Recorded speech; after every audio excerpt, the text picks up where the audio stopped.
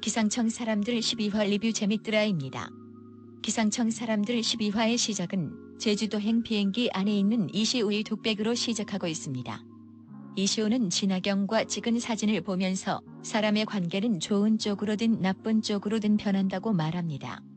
그저 같이 있고만 싶지만 여러 작은 요소들에 의해 많이 어긋나 버렸다고 합니다. 기상청 본청에서는 이시우가 다쳤다는 소식을 듣고 펑펑 울던 진하경이 진정을 하고 있었습니다. 이때 김수진 통보관이 달려와서 큰일 났다고 이야기하고 상황실에 가보니 이시우의 아버지가 행패를 부리고 있었습니다. 이시우가 작업 중에 다쳤다는 소식을 듣고 자신의 아들의 사고로 한 몫을 챙기려고 본청에 쳐들어온 것입니다. 결국 이시우의 아버지는 예보국장에게까지 만나러 가서 기상청 상황실을 여기저기 들쑤시고 다니고 있었습니다. 한편 남쪽 태풍센터에서는 태풍 2개가 한반도로 북진하고 있어서 긴장 상태였습니다.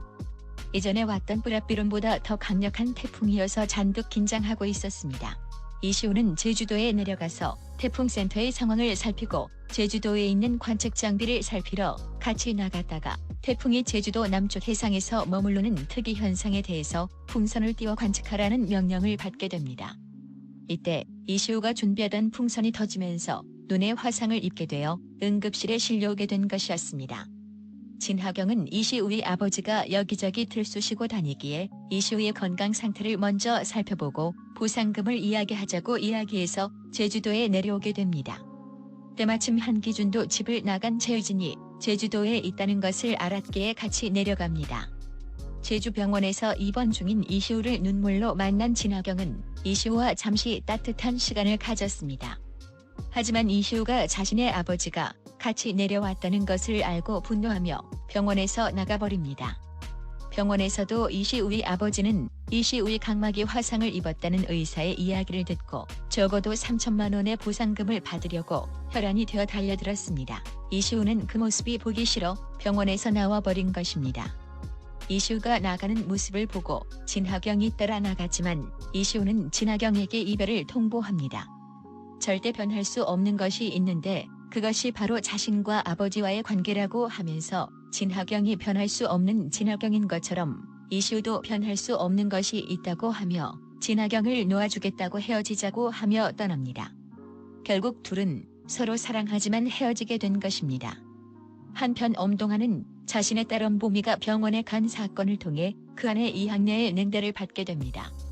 이항래는 우연히 보게 된 진하경과 엄동안의 모습과 지난 14년간의 어려움과 외로움의 결론으로 이혼을 결심한 것이었습니다. 그리고 엄동안에게 이혼 서류에 사인하라고 요구합니다. 엄보미는 부모님의 이혼을 예감하고 멍하니 눈물을 흘립니다. 한기준은 최유진을 데리러 제주도에 왔지만 이시우의 아버지를 대하다가 최유진의 오해를 사고 맙니다. 최유진은 한기준의 전화를 기다렸지만 스스로는 전화하지도 않았고 자신을 찾으러 내려온 한기준을 오해해서 결국 한기준과 말 한마디도 않고 헤어지고 맙니다.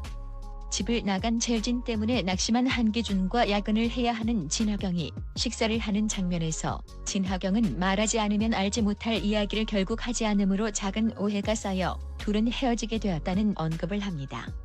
이번 이야기는 하도 달달해서 부러움을 사던 진하경과 이시우도 결혼해서 결국 골인을 했다고 하는 한기준과 최유진도 오랜 결혼 생활을 한 엄동안과 이항래도 모두 헤어지는 이야기였습니다.